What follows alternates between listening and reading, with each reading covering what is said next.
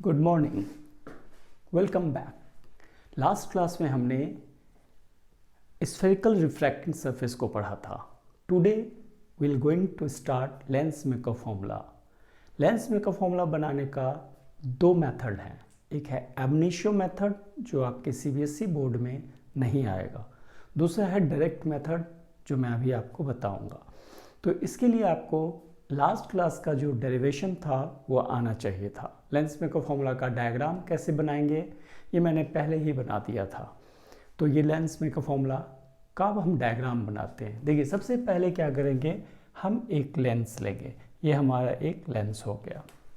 फिर मैंने बताया था ऑब्जेक्ट जो है थोड़ा दूर रखेंगे। ऑब्जेक्ट से लाइट इंसिडेंट यहाँ तक होगा, इस सरफेस तक, याद रखिए इस सरफेस तक ही होगा। उसके इस सरफेस का सेंटर ऑफ कर्वेचर जो है वो यहाँ है। तो यहाँ से नॉर्मल ड्रॉ करेंगे। आपको मैंने पहले ही बताया था कि जो नॉर्मल होता है वो सेंटर ऑफ कर्वेचर से होगा। तो यहाँ से हमने ऐसे नॉर्मल खींचा तो ये एंगल जो है वो एंगल ऑफ इंसिडेंट I1 हो जाएगा। फिर जो लाइट है, light should be travel in straight path. Light को स्ट्रेट पाथ ही चलना था, but when the light travelling from rare to denser, ये पार्ट रेयर है, ये पार्ट डेंसर है, और फिर से ये रेयर हो जाएगा क्योंकि ये हमारा लेंस है। When light travelling from rare to denser it's bent towards the normal.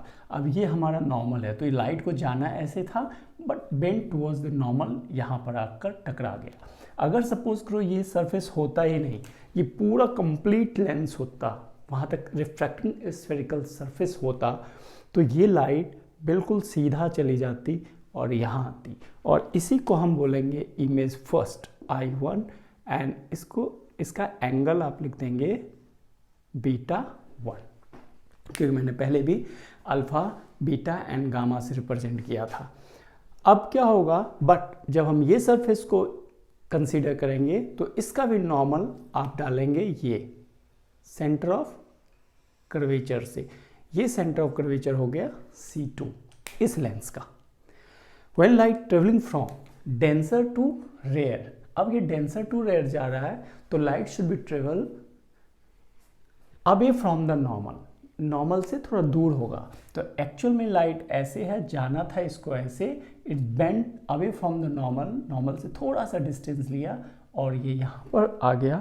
तो ये हमारा बन गया फाइनल इमेज I। अब मैं सबका एंगल रिप्रेजेंट करूँगा। ये एंगल को हम R1 बोल देंगे, इस एंगल को R2 बोल देंगे, एंड अगेन ये I2 हो गया। फिर अल्फा, ऑब्जेक्ट के साथ अल्फा था, इस ऑब्जेक्ट का इमेज ये बनेगा। फिर ये हो गया बीटा, मतलब फाइनल इमेज ये बन गया। ये सेंटर ऑफ कर्वेचर हो जाएगा हमारा यहाँ से यहाँ तक R1, and this will B centre of curvature R2, and U object distance, and V final image distance, and V1 is the initial image. अब इसको मैं दूसरे तरीके से समझाता हूँ होता क्या है। सबसे पहले ये ऑब्जेक्ट था, इसका इमेज ये बनेगा। नाउ दिस इज ऑब्जेक्ट, अब ये ऑब्जेक्ट हो गया और उसका इमेज ये बनेगा। फॉर एग्जांपल मैं समझा रहा हूँ, मैं खड़ा हूँ, मेरे सामने मिरर है और यहाँ भी मिरर है, तो I am object and my image is in that mirror. अब क्या होगा, यहाँ जो मिरर है इसमें भी मैं नजर आऊंगा, तो ऑब्जेक्ट में हुआ, फाइनल इमेज ये हुआ, बट इसका ऑब्जेक्ट वो होगा, वो ऑब्जेक्ट है, ये इमेज हुआ। एक्चुअल में क्या हुआ, मैं ऑब्जेक्ट हूँ, फाइनल इमेज ये है, लेकिन आप ऐसे बोलेंगे मैं ऑब्जेक्ट हूँ, उसका इमेज वहाँ बना, वहाँ जो इमेज है उसका इमेज यहाँ बनेगा, मतलब इसके लिए वो ऑब्जेक्ट होगा। तो ये मेरा ऑब्जेक्ट है, उसका इमेज यहाँ बना, नाउ ये हमारा ऑब्जेक्ट हो जाएगा, उसका इमेज ये बन गया। फाइन, बिल्कुल क्लियर हो गया। अब अगर बुक में देखेंगे तो इस डायग्राम को ऐसे ही बनाएगा, क्योंकि मैंने आपको जो बनाया वो एब इनिशियो मेथड यूज़ किया। यहाँ से लाइट आई और यहाँ से ऐसे जाना था और ये यहाँ ऐसे मोड़ दिया, तो ये इमेज बन गया। आप ये सेंटर ऑफ कर्वेचर ऐसे बना सकते हैं, लेकिन अगर आप एब इनिशियो मेथड को यूज़ करेंगे तो आपको पूरा डिटेल बनाना पड़ेगा डायग्राम। और मैंने हर बार यही बोला है कि जब भी हमारा कोई भी इमेज बनता है, रे डायग्राम या कुछ भी हम बनाएंगे, अगर रे डायग्राम अच्छा है तो आपका गलत नहीं होगा। अब एब इनिशियो मेथड में क्या होगा, फर्स्ट हाफ साइकिल का आप निकालेंगे, देन अनदर हाफ का निकालेंगे, ये होता है हमारा एब इनिशियो मेथड। लेकिन अभी मुझे एब इनिशियो नहीं करना है, मैं या पहले एब इनिशियो को ही डिस्कस करता हूँ।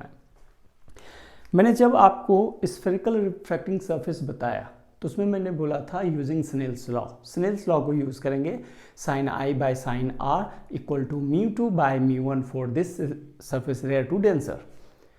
फिर आप I का वैल्यू डालेंगे, तो यहाँ क्या होगा, I1 का वैल्यू डालेंगे। I1 क्या हो जाएगा, ये हमारा हो गया गामा 1 एंड गामा 2। तो इस ट्रायंगल में गामा 1 प्लस अल्फा I1 हो जाएगा।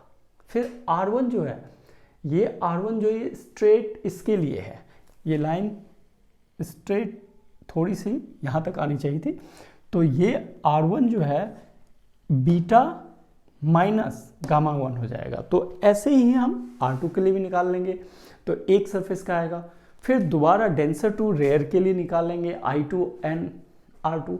यहाँ पे आप लिखेंगे sine I by sine I2 by sine R2 equal to उल्टा हो जाएगा, यहाँ पर R2 बाय I2 लिखेंगे और हो जाएगा μ2 बाय μ1। तो ये एक प्रोसेस हुआ। इनको जब सॉल्व करेंगे तो रेयर टू डेंसर में आएगा minus μ1 by u plus μ2 by v equal to μ2 minus μ1 by r। दूसरे के लिए minus μ2 by u plus μ2 by v equal to μ2 minus μ1 by negative r। मतलब यहाँ पे रिवर्स करना था जो rare to denser and denser to rare का फॉर्मूला होता है। अब मैं इसको डायरेक्ट बनाऊंगा जैसे हमारे सीबीएसई बोर्ड में है। अभी मैं मार्च तक सिर्फ सीबीएसई का ही कोर्स कराऊंगा, उसके बाद एंट्रेंस का। तो सबसे पहले we know for rare to denser, rare to denser क्या होता था, minus μ1 by u plus μ2 by v equal to μ2 minus μ1 by r। ये हमारा फॉर्मूला होता था और यही लास्ट क्लास में मैंने आपको 5 टाइम्स बताया है कि आप उसको बनाएंगे तो आपको याद भी हो जाएगा और याद होना चाहिए। अब यहाँ पर क्या है, आपको पुट करना पड़ेगा here u equal to u but v equal to v1। v जो है हमारा यहाँ से यहाँ तक v1 हो गया and r equal to r1। जो r है हमारा ये वो r इस सरफेस के लिए यहाँ से r1। तो now putting the value in equation this, तो we can write minus μ1 by u plus μ2 by v1 equal to μ2 minus μ1 by r1। This will be the equation first. ये हमारा इक्वेशन फर्स्ट हो गया। रेयर टू डेंसर और denser to rare का हमें ये formula आना चाहिए, तो ये हमारा फर्स्ट फॉर्मूला ये आ गया। नाउ मैं उधर का पार्ट डिलीट कर रहा हूँ, फिर से मैं लिखता हूँ कि अब ये इक्वेशन फर्स्ट हो गया। Now for denser to rare, अब मैं डेंसर टू रेयर लिखूंगा तो उसमें क्या होगा, for denser to rare, for denser to rare, denser to rare में आप याद करो जो ये था ठीक इसका μ1 को मैंने चेंज कर दिया था। डेंसर टू रेयर जो होता है minus μ2 by u plus μ1 by v equal to μ2 minus μ1 by r। ऐसा था क्योंकि आपको मैंने यहाँ बताया था लास्ट क्लास में कि μ1 by μ2 by μ1 minus μ2 by r भी आएगा, लेकिन मुझे कॉमन लेना होता है इसलिए मैं दोनों फंक्शन को एक जैसा रखूँगा। दैट मीन्स ये भी μ2 ही मैं रखूँगा, तो नीचे मैंने r लगा दिया। लेकिन आप सेकेंड सरफेस के लिए आपको यूज़ करना होगा हेयर u इक्वल टू, जो u है वो अब ये ऑब्जेक्ट हो गया है, तो v1, u को आप लिखेंगे v1 एंड v को लिखेंगे v एंड r को लिखेंगे r2। अब क्या हुआ, इसी को इस इक्वेशन में डाल देंगे तो we can write minus μ2 by v1 plus μ1 by v equal to μ2 minus μ1 by minus r2। ये हमारा इक्वेशन सेकेंड हो गया। मैं फिर से इस पे एक बार आता हूँ पूरा डिटेल के साथ। सबसे पहले हम लेंस में का फॉर्मूला में लेंस बनाएंगे, उसका रे डायग्राम जो मैंने आपको प्रोसेस बताया था उसी प्रोसेस को फॉलो करना है। एक ऑब्जेक्ट लेंगे, यहाँ से लाइट आएगी, स्फेरिकल रिफ्रैक्टिंग सरफेस इसको कंसीडर कर लेंगे और इस पर ये नॉर्मल आ गया, तो light should be travelling straight path, but when light travelling from rare to denser it's bend towards the normal, और ये नॉर्मल की तरह बेंड हो गई और ये सीधा इमेज हमारा यहाँ बन गया। उसके बाद क्या करेंगे, अगर सपोज करो यहाँ से मैंने फिर काट दिया तो ये सरफेस, तो ये नॉर्मल, दूसरा नॉर्मल ये हुआ and light away from the normal because light travelling from denser to rare, तो अवे होगा और ये दैट इज फाइनल इमेज। तो अब रिफ्रैक्टिंग सरफेस में हमने डेरिवेशन पढ़ा था, उसमें था when light travelling from rare to denser of a spherical refracting surface, तो हमारा आंसर आया था minus μ1 by u plus μ2 by we equal to μ2 minus μ1 by r. लेकिन यहाँ पर क्या है, जो माइनस μ1 बाई यू है प्लस v जो है वो v1 हो गया, क्योंकि उस ऑब्जेक्ट का इमेज यहाँ बन रहा है, therefore we can write μ2 by v1 equal to μ2 minus μ1 and r is r1. अब now for the second refracting surface means light traveling from denser to rare. Denser to rare μ2 by u plus μ1 by v equal to μ2 minus μ1 by minus r. यहाँ भी minus था जो मैंने बोलना छोड़ दिया था। अब इस कंडीशन में क्या होगा, जो u है वो u ये हो गया ऑब्जेक्ट और इसका इमेज ये बना, तो u equal to v1, v equal to v and r equal to r2. Now putting the all this value in this equation and we get minus μ2 by v1 plus μ1 by v equal to μ2 minus μ1 by minus r2. Now adding equation first and second. Now इन दोनों equation को मैं add करूँगा। Diagram में अभी इसीलिए delete नहीं कर रहा कि कहीं भी आपको कोई प्रॉब्लम ना आए समझने में। तो now adding equation first and second, अगर मैं ये फर्स्ट और सेकेंड इक्वेशन को ऐड कर देता हूँ तो ये देखो ये दोनों नेगेटिव था, कैंसिल हो गया, तो बचा क्या, माइनस μ1 बाई यू, तो मैं यहाँ लिख देता हूँ माइनस μ1 बाय यू, ठीक है, ये हो गया minus μ1 by u, plus μ2 by v, ये तो कैंसिल हो गया, plus μ2 by we equal to, अब ये दोनों को माइनस करेंगे तो μ2 माइनस μ1, μ2 माइनस μ1, ये दोनों में सेम है, इनको मैं कॉमन ले लूँगा तो बचेगा 1 by r1 minus 1 by r2, तो मैं कॉमन ले लिया μ2 minus μ1, then we find 1 by r1 minus 1 by r2। ऐसा हमारा इक्वेशन आ गया। अब इन पूरे सिस्टम को आप μ1 से डिवाइड कर देंगे।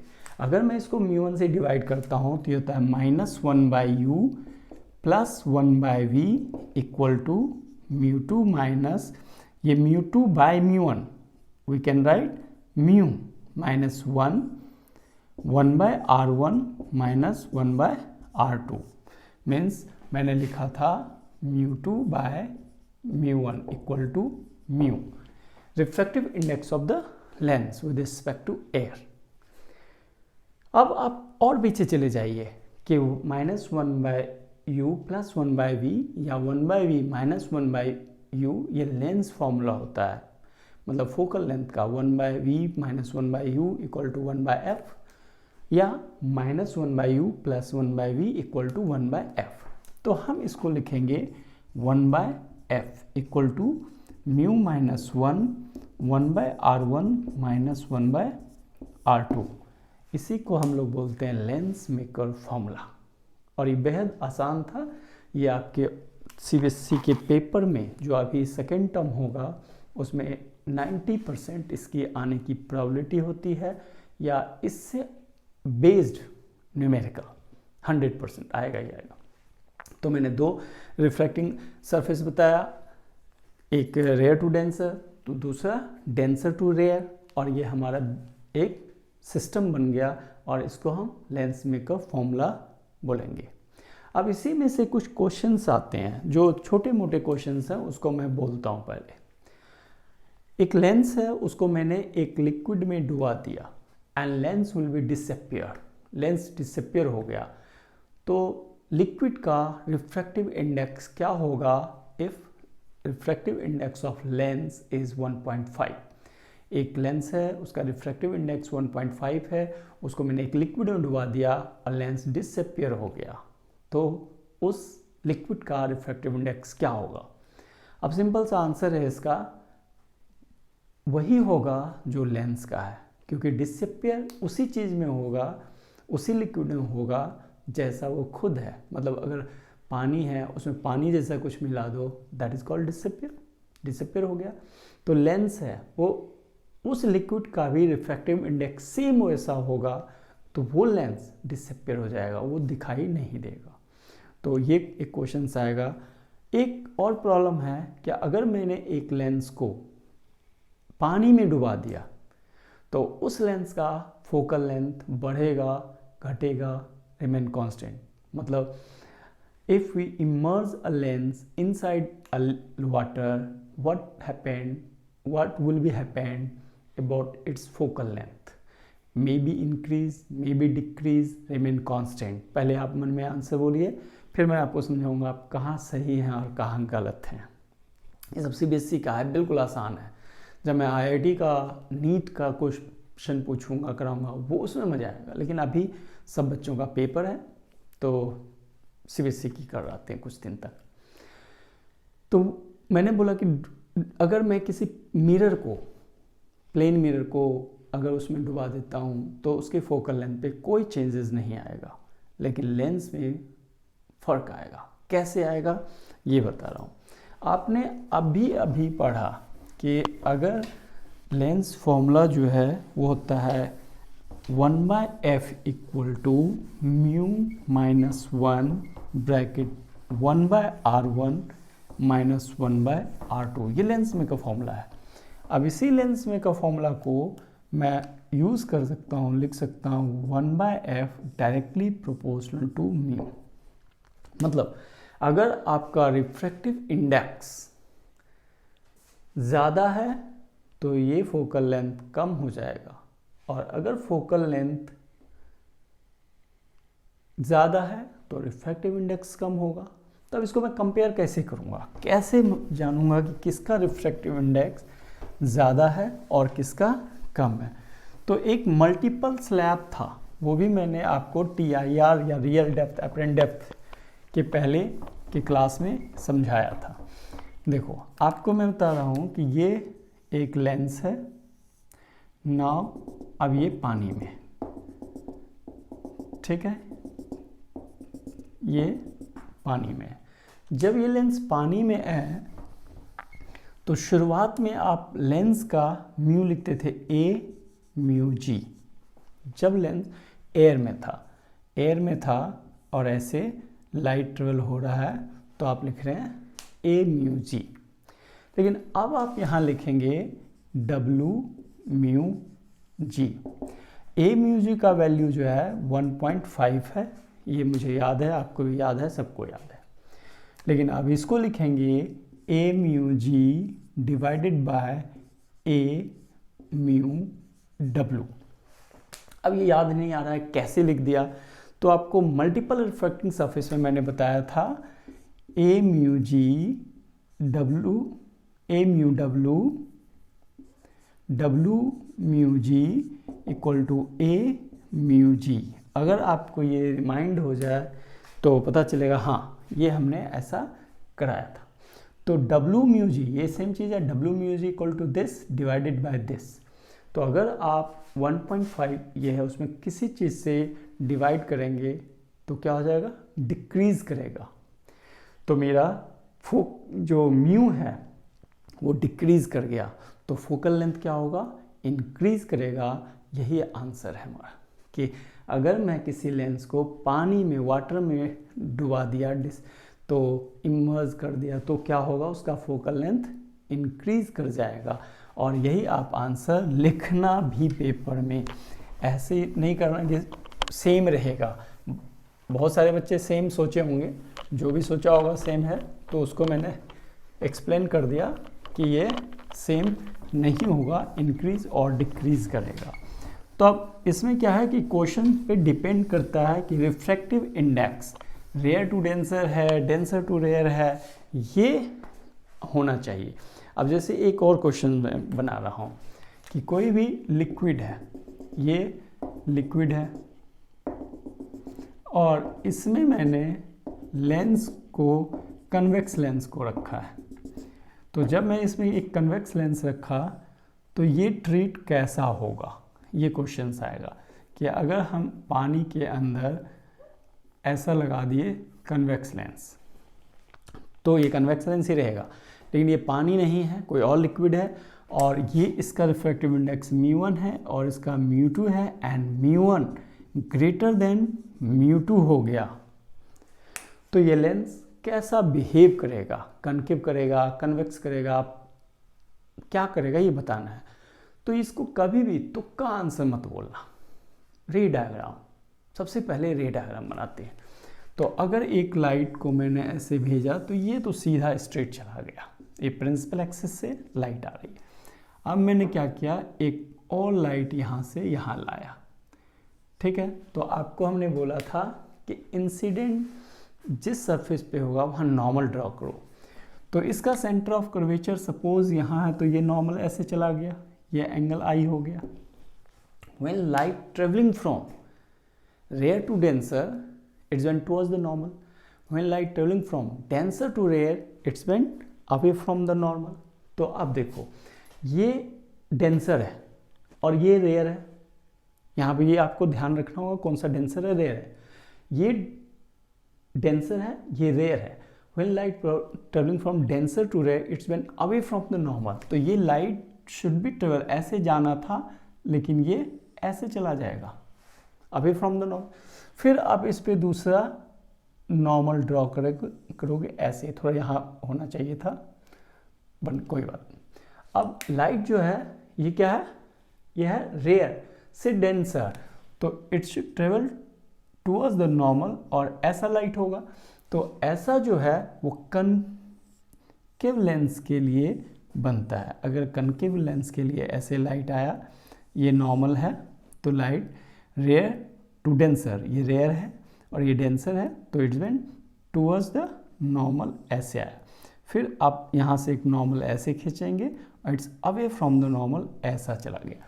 तो ये लेंस जो है वो बिहेव करेगा एज ए कनकेव लेंस। तो ये सब छोटी छोटी बातें हैं, सीबीएसई में आ सकता है, और ये सब तो नीट के एग्ज़ाम में भी इस लेवल का आ जाता है, AREE के लेवल में पहले आता था। तो ये आपको याद रखना है कि ये ऐसा होगा। इसके बाद लेंस मेकर फॉर्मूला का न्यूमेरिकल है। लेंस मेकर फॉर्मूला का न्यूमेरिकल होगा, तो जब मैं थ्योरी का क्लास दे रहा हूँ तो इसमें न्यूमेरिकल नहीं दे पाऊँगा। एक कॉम्बिनेशन ऑफ लेंस मैं कर देता हूँ। कॉम्बिनेशन ऑफ लेंस क्या होता है कि ये एक लेंस है और ये दूसरा लेंस ऐसे ही है, और ये हमारा प्रिंसिपल एक्सिस हो गया। तो अब इस डायग्राम को मैं ब्रीफ में बनाऊंगा, नॉर्मल नहीं डालूंगा, डायरेक्ट बना रहा हूँ आपको। अब आ गया ऑब्जेक्ट है, यहाँ से लाइट आई और ये एक्चुअल में यहाँ जाना था और यहाँ चली गई। तो ये इमेज हो गया फर्स्ट, और ये फाइनल इमेज आई हो गया, ठीक है। अब वो फर्स्ट लेंस के लिए ये हमारा ऑब्जेक्ट जो है यू होगा यहाँ से यहाँ तक। तो first lens using lens formula 1/v minus 1/u equal to 1/f, ये हमारे पास होता है लेंस फॉर्मूला। तो वो फर्स्ट सरफेस के लिए अगर लिखना है तो हमारा 1/v हो जाएगा v1 minus 1/u equal to 1/f1, क्योंकि इसका v1 ये हो गया, ये मैंने पहले भी बताया था लेंस मेकर फॉर्मूला में। Now for the second surface के लिए जो v है वो तो फाइनल v ही होगा, लेकिन u जो है वो हो जाएगा 1/v1 इक्वल टू 1/f2। इन दोनों को अब ऐड करेंगे तो 1/v1 1/v1 कैंसिल हो गया, तो ये बचा 1/v minus 1/u equal to 1/f1 plus 1/f2। We know this is lens formula, मतलब 1/f, और इसको लिखेंगे आप 1/f equivalent equal to 1/f1 plus 1/f2। 1/f equivalent LCM लेंगे, f1 f2 f1 plus f2, तो f इक्विवेलेंट इक्वल टू हो गया f1 f2 bye f1 plus f2। ये हमारा कॉम्बिनेशन ऑफ लेंस हो गया। तो अगर मैं इसको कंसीडर करता हूँ तो हर चीज़ लेंस मेकर फॉर्मूला को फॉलो कर रहा है एक तरह से, जैसे उसमें इमेज बनना था वैसा इसमें भी इमेज बना। तो आज के लिए इतना ही, मिलते हैं नेक्स्ट क्लास। Thank you.